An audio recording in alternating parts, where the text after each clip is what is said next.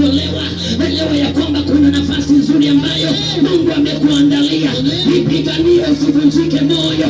Kuna huduma nzuri ambayo Mungu anaendelea kuandaa. Zidi kuichochea, usikate tamaa, maana utukufu wa Bwana utapita. Utukufu wa Bwana utapita tu. Hata kama utachelewa, lazima utakuja. Hata kama utachukua miaka mingi, lazima utakuja, na utakapofika utainuliwa katika jina la Yesu.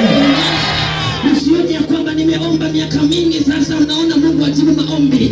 Endelea kuchochea, endelea tu kusimama na kazi ya Bwana. Kama ni bado nakutia moyo, endelea, usiwache, maana lazima kuna utukufu.